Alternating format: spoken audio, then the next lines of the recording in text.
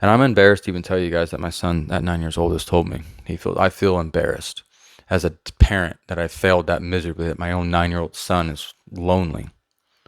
That's embarrassing, but I also am able to swallow my pride enough to like, you know what? Honestly, probably a lot of kids out there that say the same thing. Their parents don't even know it until it's too late.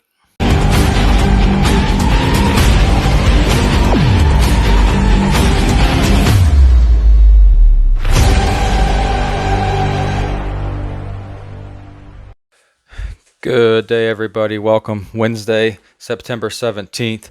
I got a good one for you today, guys. I actually had a friend send me something yesterday, and I had the opportunity to watch it, and I've watched it multiple times. I've actually had my wife watch it as well, and I really, really wanted to share the message with you guys because I thought it was a very powerful message, and it was something I haven't really considered. I've spent a lot of time talking on here into this microphone about some of the issues that I think that I see from my standpoint, from my chair, from my experiences. And once he started talking about it, it made sense. I had just never thought about it. And so I wanted to talk to everybody about it. And I'm going to give this gentleman credit. He is the pastor of Grace Point Church in Topeka, Kansas. This gentleman's name is Tim Hughes. And shout out to Tim Hughes. That's my spotlight for today. One of my really good friends goes to this church and has spoken very highly of this gentleman. And then he started sending me their Sunday services. Wow. Powerful man. Seriously, he's powerful. This isn't going to get too biblical. That's not why I'm here. But this message that this man shared about a week ago is it's powerful. So I wanted to share it with you guys. So shout out to Tim, man. Keep doing what you're doing. Need more people like you in the church. And I can't wait to meet you. So it's coming soon. All right. So lonely but not alone is the segment that he covered. And so I can relate to this because I'm in podcasting. I've also done several public speaking events. When I was at Schwann's, my first management job, I had a morning meeting every day in front of my team that I had to put together, prep, and then conduct and execute. And then before that, at 7:30, I had conference calls I had to be on. And I was one of those short. The gentleman that was my mentor was the head honcho of the zone in his position.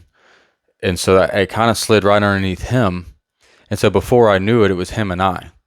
And so again, I'd wake up and I was on a call at 7:30 leading a call. Had a big part of the call. That people had expectations of me on these calls.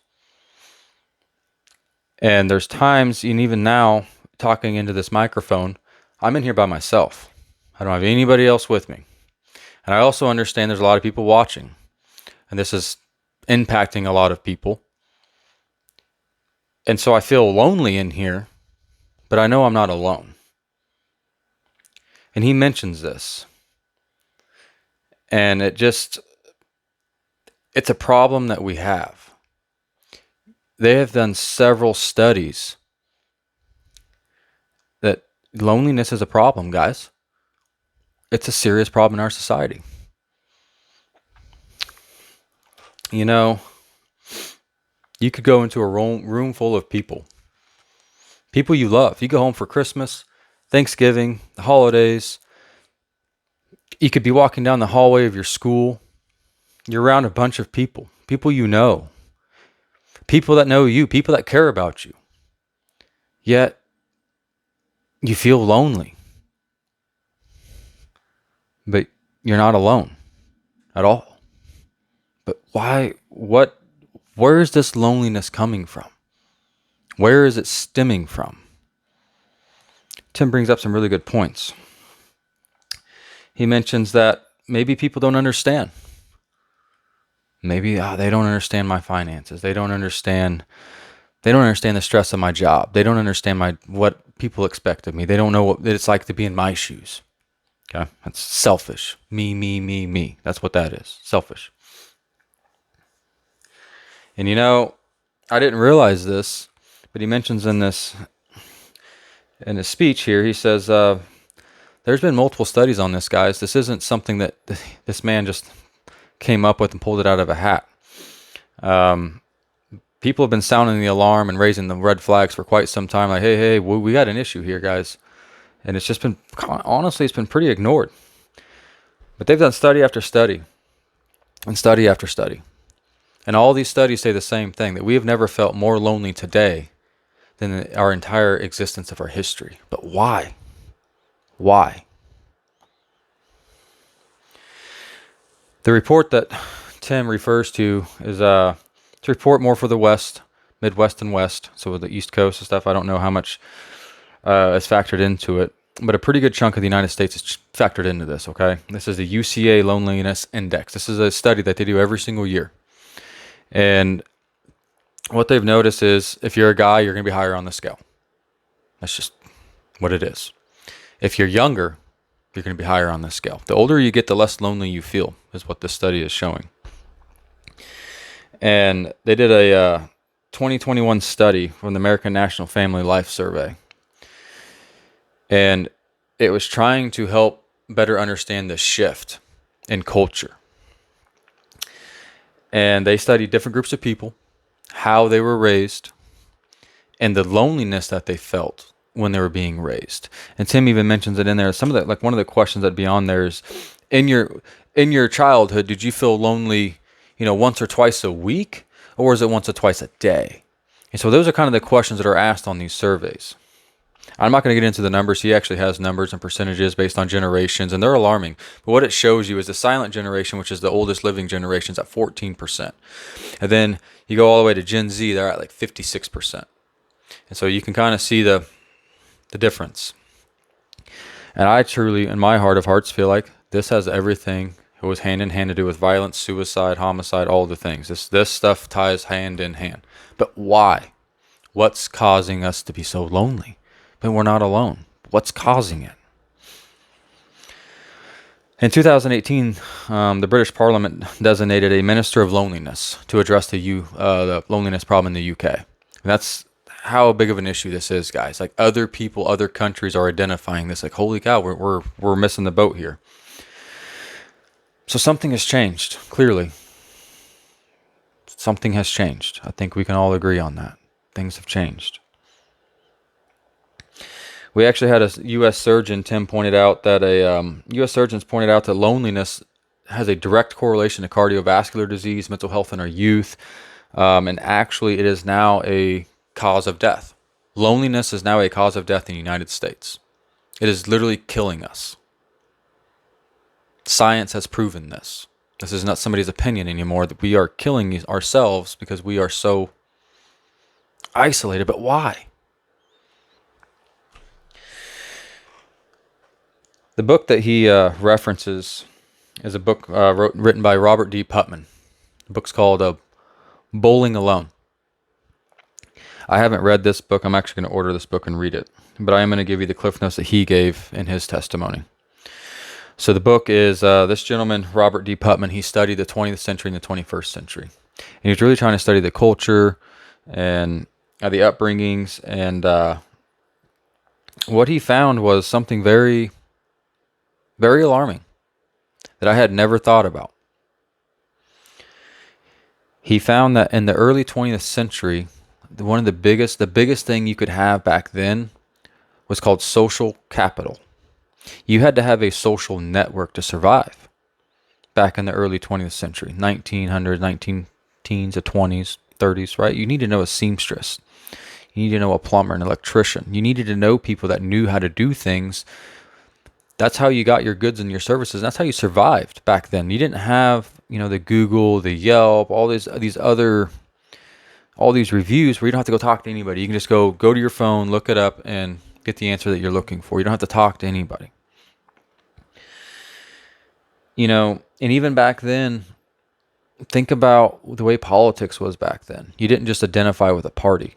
You went to the events that party held because you had to know what was going on. You just had to. You had to be there. You had to hear it. Otherwise, you were in the dark. So you had to get out. And and be involved. He identifies at this time, that's when like all these Rotary clubs, Lions Club, country clubs, all these clubs started forming during this time in the early 20th century when we were socializing and building our networks and our capital. That's the whole design of these clubs. Most of these people, we only remember clubs because these are the same clubs that were sponsoring us when we were growing up playing youth sports. And he even points that out. That's most of the time where you even hear these clubs. But most people my age don't even realize why these clubs were even formed in the first place. Well, they were formed back when you had to have a social capital and social network to survive. And so you could meet with the club and build a network, a like-minded network. And then you could trade your goods and your services and your knowledge and your wisdom and so on and so forth. But what changed? Why? Why are we going away from that? Well, Tim even says he's not the smartest person, and I'm not either. But I will say, I think we're onto something here. And I don't think it's the internet. I don't think it's worldwide travel. I used to. In my previous video, I mean, technology, and it is. Technology is a problem in our society. It is. It's not that it's not. It is. But he points to something else that's a symptom of what the actual problem is. It's not smartphones. It's not vehicles. It's none of that. Again, those are all symptoms of what the actual problem is. Here's what the actual problem is that he points to. In the 20th century, the biggest thing you could have is social capital. Today, the 21st century, the biggest thing you could have is independence. I don't need anybody. I'll do this myself. I'll just look it up. I'll just order food and have my guy drop it. I won't talk to anybody. I'll just go online and shop, and I'll read the reviews, and I'll just go off of that, and I'll just order it. And if I don't like it, I'll just send it back. I'm not going to talk to anybody. It's killing us. It's absolutely killing us, guys. Literally. Not figuratively, literally killing us. Powerful message. I never thought of it that way. But I can understand exactly what he's saying. I mean, we are all about independence. Independent. The problem is we were never designed to be independent. We were designed to be dependent. Now, it's an onion. Everything's an onion. There's layers to it of the reasons why. Because I can honestly say it's hard to find 5 people in your life that you can actually fully trust. So, there's that. But at the same time, that's because we've had generation trying to independent. That's all we're pushing, independence. And what we've done is slowly, we were here in the early 20th century, social networking, social capital, and we've just pushed independence. And we've separated.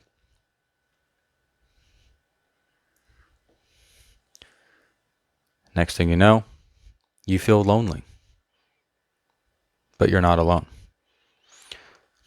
Steve, why would you bring this up? Why would you listen to a guy that you've never attended his church service? A friend sends you his stuff, and you want to act like you know this guy and you want to share his message. Why? I'll tell you why.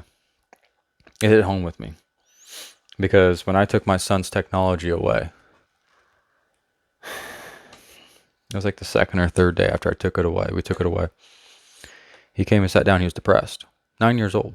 And he flat out told me he feels alone. It's before I even heard this. And so when he started talking about this, it hit me sideways like you wouldn't believe. Because my own 9-year-old son has came to me and told me he feels alone. And I'm going to tell you, if that kid only needed his parents' love to survive in this life, he's never going to die.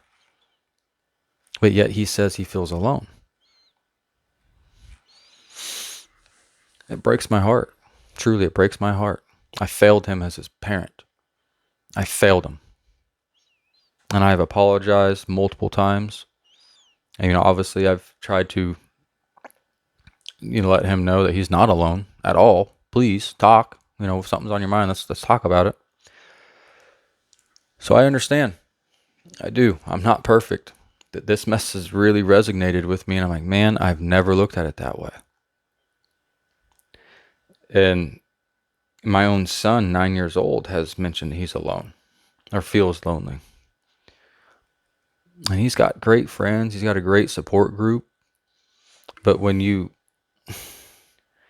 it's all about me. Social media, video after video after video. And when you pull them away from that and you start impacting them as their parent and investing in them and talking to them, that's where you build that bond, that connection. We need relationships. And he even mentions, relationships. Nobody wants to say this, but meaningful relationships are inconvenient for us now. They really are. And I think that's why you see a lot of people struggling. It is very inconvenient because we're so independent. And there's nothing wrong with being an independent person. There's not. But I think there's lines where we have to draw. Certain things we can and should be doing on our own. But there are certain things and aspects in our life where we probably should be talking to people, socializing with people for our own health.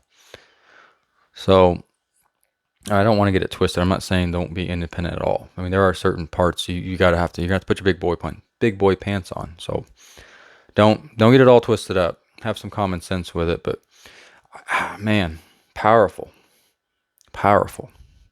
And I'm embarrassed to even tell you guys that my son at 9 years old has told me I feel embarrassed as a parent that I failed that miserably, that my own 9-year-old son is lonely. That's embarrassing. But I also am able to swallow my pride enough to you know what? Honestly, probably a lot of kids out there that say the same thing. Their parents don't even know it until it's too late. It's heartbreaking, gut-wrenching. My heart goes out to anybody and everybody. Truly. I just wanted to share this message with you guys today because it meant something to me when I heard it. It meant a lot. It hit me right in the heart. And I watched it, turned around, turned it off, put it out in the living room TV, had my family watch it. That's what it meant to me. And I turned around, watched it, and took notes so I could share it with you guys. So that is all I have for you today, guys. Appreciate you guys stopping in. Steve's Hope Dealer Podcast. Please like, share, follow, and subscribe, all the good stuff. Really appreciate everybody's support during all this. Hopefully this message resonated with you guys the way it resonated with me. It was a huge eye-opener for me. So I appreciate all you guys' support. Mind, body, and spirit. It's on a Wednesday, midweek. Don't stop now. You guys are doing great. I know you're exhausted. I know you're tired. Keep pushing. You're supposed to be tired. You're supposed to be exhausted. I'm proud of you guys. Keep going. God bless. Steve Hope Dealer Podcast. Appreciate your support. Take care, guys.